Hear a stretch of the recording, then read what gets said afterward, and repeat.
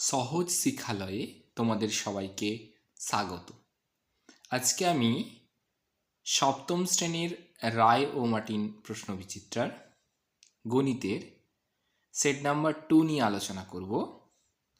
Balurghat high school এবং Tarakeswar girls high স্কুলের যে প্রশ্নপত্র রয়েছে সেইগুলো নিয়ে আজকে আলোচনা করব। দেখো প্রথমে কি বলেছে, 1.25 টাকা 5 টাকার শতকরা, চারটে অপশন দেওয়া আছে, তার মধ্যে কোনটা ঠিক নির্ণয় করতে হবে। দেখো আমি আগের দিন বলেছিলাম যে শতকরা নির্ণয়ের ক্ষেত্রে যত টাকার শতকরা নির্ণয় করতে দেওয়া আছে ওটাকে নিচে লিখতে হবে। যে 5 টাকা আমি নিচে লিখেছি, উপরে 1.25 গুণিত 100।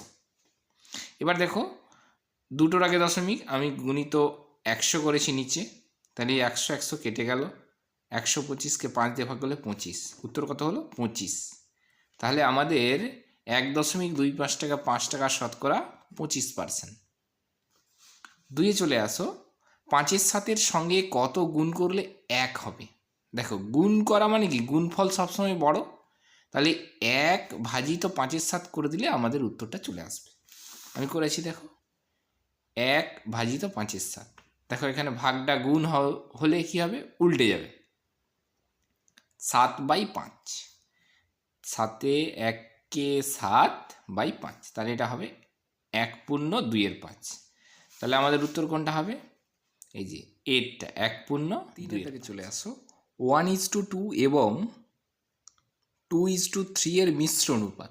মিশ্র অনুপাতের ক্ষেত্রে কি, এর প্রথমটা গুণিত এর প্রথমটা, এর দ্বিতীয়টা গুণিত এর দ্বিতীয়টা, তাহলে 1-এর সঙ্গে 2 গুণ, 2-এর সঙ্গে 3 গুণ।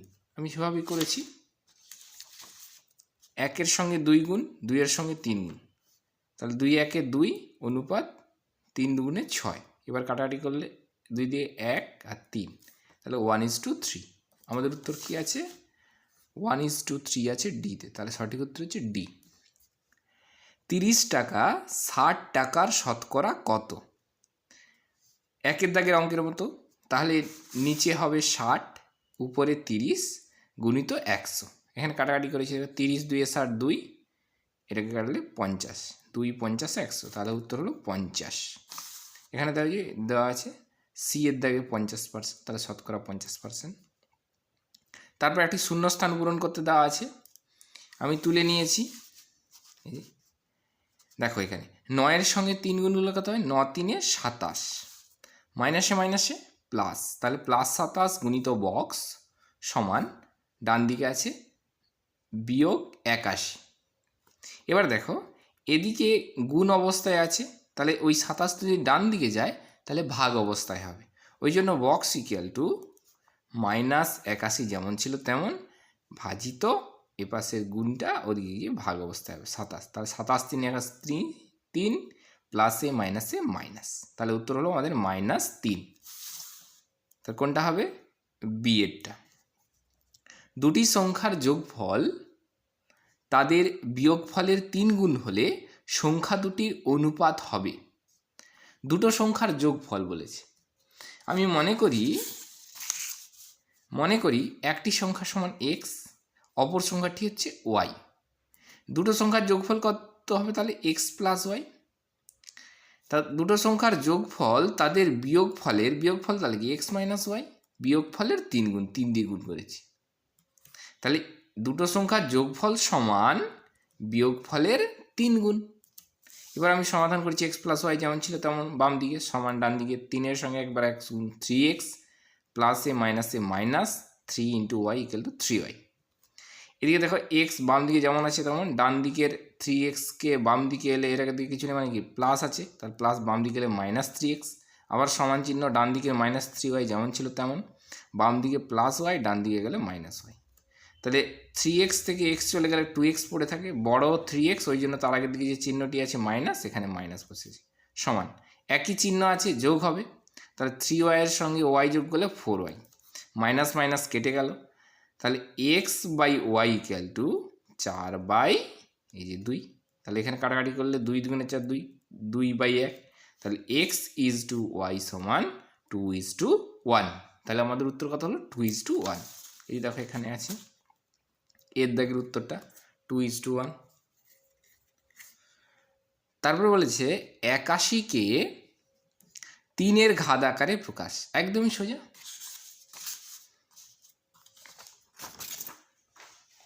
আমি প্রথমে কি করেছি 81 তুলে নিয়েছি, এবার 81 এর উৎপাদক করেছি। দেখো তাহলে 3 কটা আছে 1 2 3 4টে 3, এই 4টে 3 লিখেছি, তাহলে 3-এর মাথায় 4 হবে, তাহলে এইটা হলো 3-এর ঘাত আকারে প্রকাশ 3⁴।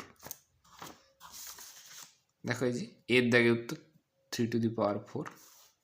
তারপরে বলেছে সমকোণী সমদ্বিবাহু ত্রিভুজের কোণগুলির অনুপাত। এটা একদমই সোজা। সমকোণী সমদ্বিবাহু ত্রিভুজের কোণগুলো কী কী হবে 90 ডিগ্রি 45 ডিগ্রি 45 ডিগ্রি, কাটাকাটি করলে 1 1 আর এটা 2 হবে, 45 দিয়ে কাটাকাটি করেছি, তাহলে 2:1:1। এটা খুব গুরুত্বপূর্ণ একটি শর্ট কোশ্চেন। তাহলে আমাদের কোথায় আছে 2:1:1, আমাদের বিয়ের দাগে আছে, তাহলে বিয়ের দাগেরটা ঠিক। প্রদত্ত কোণটি একটি ট্রাপিজিয়ামের ক্ষেত্রে সর্বদা সত্য। ভালো একটি কোশ্চেন দিয়েছে, দেখো কি বলেছে ট্রাপিজিয়ামের ক্ষেত্রে বিপরীত বাহুগুলো সমান। না, এটা সব সময় সত্য নয়। তারপরে কি বলেছে বিপরীত কোণগুলো সমান। না, এটাও সত্য নয়। একজোড়া বিপরীত বাহু সমান্তরাল, হ্যাঁ এটা সত্য। কর্ণদ্বয় সমান, এটাও সত্য নয়। এই দেখো আমি একটা ট্রাপিজিয়াম এঁকেছি, একটা ট্রাপিজিয়াম এঁকেছি, এর নাম যদি দেই ABCD। এর যে এই বিপরীত বাহুগুলো একজোড়া বিপরীত বাহু শুধু সমান্তরাল, কিন্তু সমান দৈর্ঘ্যের নয়, তাহলে এটাই হবে আমাদের সঠিক উত্তর। একজোড়া বিপরীত বাহু সমান্তরাল। সি। শরবতে সিরাপ ও জলের অনুপাত 2:5। জলের পরিমাণ 10 লিটার হলে ওই শরবতে সিরাপের পরিমাণ কত? দেখো শরবতে সিরাপের পরিমাণ ভাজিত শরবতে জলের পরিমাণ দিয়ে দেখো 2:5 ছিল, তাহলে 2/5 করেছি। শরবতে জলের পরিমাণ কত ছিল 10, এখানে 10 লিখেছি, ওপরে এখানে বক্স করেছি। তার মানে সিরাপের পরিমাণ আমাদের দেওয়া নেই, সিরাপের পরিমাণ বের করতে হবে, ওই জন্য এটা বক্স। তাহলে যেহেতু এইটার সঙ্গে এটা ভাগ করতে হয় আমরা জানি, তাহলে 10 থেকে 5 ভাগ করলে 2 হয়। তাহলে শরবতে সিরাপের পরিমাণ এই 2-এর সঙ্গে এই 2টা গুণ, তাহলে 2 গুণিত 2 সমান 4 লিটার। তাহলে আমাদের উত্তর হবে কত 4 লিটার। তারপরে 2-এ বলেছে দেখো 5050-এর নিকটতম পূর্ণবর্গ সংখ্যা নির্ণয় করো যা 5050 অপেক্ষা বড়। তাহলে আমরা কি করব 5050-এর বর্গমূল দুটো 7 7 49 বিয়োগফল 1, এখানে জোড় নামবে 50, তাহলে 150 হলো। এই 7-এর ডবল এখানে হবে 14। এবারে 1 দিয়ে আমি যদি দেই তাহলে হচ্ছে একে 1 দিয়ে গুণ করলে কত হবে 141, ওই জন্য 141 লিখেছি। 2 দিয়ে দিলে বেশি হয়ে যাবে, তাহলে এখানেও 1 বসাবো, তাহলে 9 পড়ে থাকতেছে। তাহলে এই 71-এর পরবর্তী সংখ্যার বর্গ কত 72 স্কোয়ার সমান 5184। অতএব 5050-এর নিকটবর্তী পূর্ণবর্গ সংখ্যা হলো 5184, যা 5050 অপেক্ষা বড়।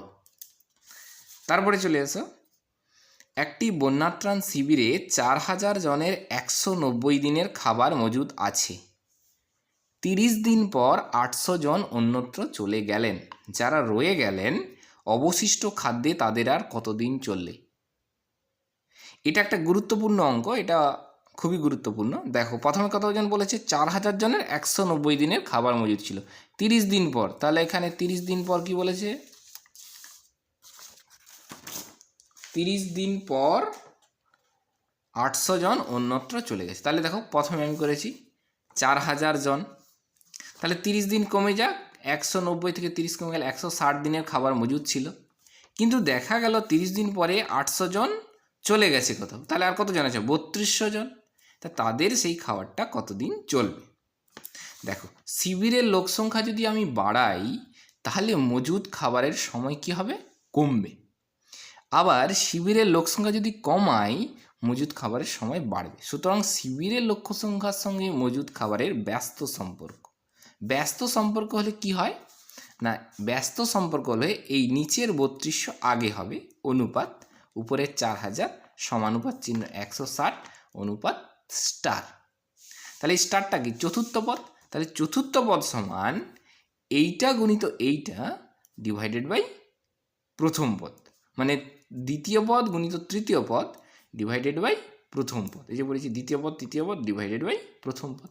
এবার শূন্য শূন্য কেটে দিয়েছি, এই শূন্য কেটে দিয়েছি, 16 2 32 2, আবার 2 এখানে কেটেছি 200, 400। তাহলে আমাদের কত হলো? উত্তর 200। তাহলে যারা রয়ে গেল অবশিষ্ট খাদ্যে তাদের আর 200 দিন চলবে। তারপরে বলেছে দেখো 9000 টাকা 3 বন্ধুর মধ্যে এমনভাবে ভাগ করে দেওয়া হলো যেন প্রথম বন্ধু যা পায় দ্বিতীয় বন্ধু তার দ্বিগুণ পায়, তৃতীয় বন্ধু প্রথম 2 বন্ধুর প্রাপ্ত টাকার অর্ধেক পায়, তবে কে কত টাকা পাবে? দেখো আমি কি করেছি না, ধরে নিয়েছি প্রথম বন্ধু পেয়েছে কত? 1 টাকা, তাহলে দ্বিতীয় বন্ধু 2 টাকা, তৃতীয় বন্ধু কি প্রথম আর দ্বিতীয় বন্ধুর অর্ধেক, এই যে 1 যুক্ত 2 তার অর্ধেক মানে 2 দেব, তাহলে 3-এর 2 টাকা পেয়েছি। তাহলে আমি এই 3 টাকা যদি অনুপাতে প্রকাশ করি, 1 অনুপাত দ্বিতীয় বন্ধুর প্রাপ্য টাকা অনুপাত তৃতীয় বন্ধু। এবার দেখো এখানে 2:4:3 কীভাবে হলো যদি আমি দেখি, দেখো এই এর নিচে কিছু নেই মানে 1 আছে, এর নিচে কিছু নেই মানে 1 আছে। আমার নিচের হরগুলোকে যদি সমান করতে, একে কত দিয়ে গুণ করতে? 2 দিয়ে, তাহলে একেও 2 দিয়ে গুণ, একেও 2 দিয়ে গুণ, তাহলে 2 একে 2 ওই জন্য হয়েছে। আবার সেম একে কত দিয়ে গুণ করো? 2 দিয়ে গুণ, তাহলে একেও 2 দিয়ে গুণ, 2 দুগুণে 4 অনুপাত 3। এই উপরের নিচের সব 2গুলো সমান হলো, ফলে 2গুলো আর থাকবে না, 1 2:4:3। আমি যদি এভাবে এখানে দেখাই তাহলে হচ্ছে কত? সমান 2-এর 2 অনুপাত 4-এর 2 অনুপাত 3-এর 2। এই 2গুলো সব কমে যায়, 2:4:3। তাহলে প্রথম বন্ধু পাবে কত? 9000 গুণিত এই 3টের যোগফল 4 2 6 3 9, 9 নিচে উপরে 2, প্রথম বন্ধু 2 আছে, 2/9, এখানে কাটাকাটি করলে 1000, 1000 দিয়ে 2000 টাকা। দ্বিতীয় বন্ধু পাবে 9000 গুণিত 4/9, তাহলে 9 দিয়ে কাটাকাটি করলে 1000, 1000 4 4000। তৃতীয় বন্ধু পাবে 9000 গুণিত এই তৃতীয় বন্ধু 3/9, এবার কাটাকাটি করলে 1000 3 3000। তাহলে এই হলো আমাদের 3টে, এটা বইয়ের অঙ্কটাই। রীতা 100টি অঙ্কের মধ্যে 60টি অঙ্ক সঠিক করেছে, বিনয় ওই অঙ্কের 80টির মধ্যে 50টি সঠিক করেছে, অনুপাতে প্রকাশ করে নির্ণয় করো কে বেশি ঠিক করেছে। আচ্ছা দেখো এখানে আমাদের কি করতে হবে, প্রথমে আমরা রীতার ক্ষেত্রে চলে যাব।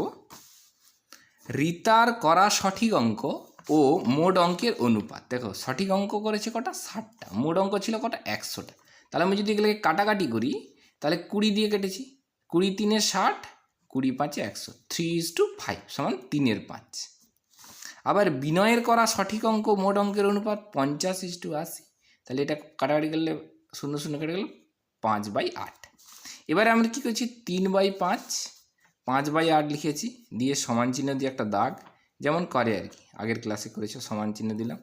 এই 5কে 8 দিয়ে গুণ করলে 40, 40 লিখেছি এরও নিচে। এবার 5-এর 8 লিখেছি এখানে 3-এর 5 এইটা লিখেছি।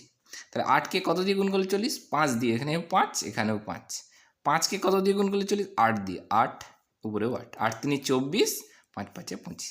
উভয়ের কি করলাম, হরটাকে সমান করলাম। তাহলে এখান থেকে বোঝা গেল এই 25-এর 40 বড়, তাহলে 24-এর থেকে 25 বড়, তার মানে কি বিনয় বেশি অঙ্ক ঠিক করেছে। এটা তো বিনয়, তাহলে বিনয় বেশি অঙ্ক ঠিক করেছে। তারপরে মধ্য সমানুপাতি নির্ণয় করো, 25, স্টার, 81। দেখো মাঝখানেরটা কি দিয়েছে, মাঝখানেরটা দুবার হবে, তাহলে 25 অনুপাত স্টার সমানুপাত চিহ্ন স্টার অনুপাত 81।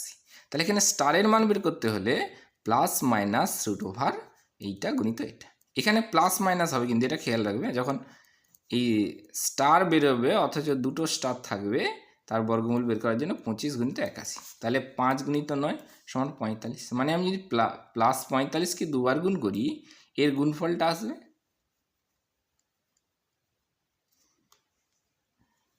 আবার মাইনাস 45কে দুবার গুণ করলেও এর গুণফলটা আসবে। এরপরে 3-এর আগে চলে আসো। কোনো জায়গার তাপমাত্রা 12 ডিগ্রি সি, প্রতি ঘন্টায় সমান হারে তাপমাত্রা কমতে কমতে 8 ঘন্টা পর সেখানকার তাপমাত্রা হয় -4 ডিগ্রি সি। প্রতি ঘন্টায় কত ডিগ্রি তাপমাত্রা কমেছে হিসাব করি। তাহলে প্রথমে কত ছিল 12 ডিগ্রি সি, পরে হয়েছে কত -4 ডিগ্রি সি। কত ঘন্টায় তাপমাত্রা কমেছে? 8 ঘন্টায়। তাহলে আমি লিখেছি দেখো 8 ঘন্টায় তাপমাত্রা কমেছে, তাহলে 12 বিয়োগ -4, তাহলে মাইনাসে মাইনাসে +4 ডিগ্রি সি। তাহলে 12 সঙ্গে 4 16 ডিগ্রি সি। এটা কত ঘন্টায় কমেছে? 8 ঘন্টায়। তাহলে প্রতি ঘন্টায় তাপমাত্রা কমেছে 16 ডিগ্রি সি ভাজিত 8, ভুলে গেছি, সমান কত না 2 ডিগ্রি সি। 2 ডিগ্রি সি করে প্রতি ঘন্টায় তাপমাত্রা কমেছে। হয়ে গেল। তারপরে চলে আসো, একটা মান নির্ণয় দিয়েছে। এই মান নির্ণয়টা তোমাদের সেট নাম্বার 1-এর স্কুলে ছিল, তবুও আমি করে দিয়েছি, একটু শুধু দেখে নিতে পারো। 1-এর স্কুলে এটা ছিল, 500 উত্তর হবে এটা। হ্যাঁ, তো 3-এ চলে আসো। 3-এও মান নির্ণয় একটি। 3-এ দেখো আমি অঙ্কটা তুলে নিয়েছি। দেখো 16 দুগুণে 32, 2। তাহলে 2-এর মাথায় পাওয়ার কত আছে? 3। এখানে 2-এর মাথায় পাওয়ার কিছু নেই, মানে কত হয় 1। তাহলে এই 2-এর মাথায় 3 পাওয়ার, 2-এর মাথায় 1 পাওয়ার। তাহলে এটার সঙ্গে এটা কি অবস্থায় আছে? ভাগ অবস্থায়। ভাগ অবস্থায় থাকলে সূচকগুলো বিয়োগ হয়, যেমন 3 - 1। আবার একইভাবে 3 to the power 5 R 3 to the পাওয়ার কিছু নেই, মানে কত আছে? 1 আছে। তাহলে এই দুটোর ক্ষেত্রে নিধান 1, কিন্তু ভাগ অবস্থায় আছে, তাহলে সূচকগুলো বিয়োগ 3, 5 - 1। তাহলে এখানে 3 থেকে 1 বাদ দিলে 2, এখানে 5 থেকে 1 বাদ দিলে 4। তাহলে 2-কে 2বার গুণ করলে 4, 3-কে 4বার গুণ করলে 81। 81 4-এ 324। আমাদের উত্তর হতো কত? 324। তারপর দেখো 4-এরটা একটি সমাধান দিয়েছে, অর্থাৎ সরল করতে বলেছে।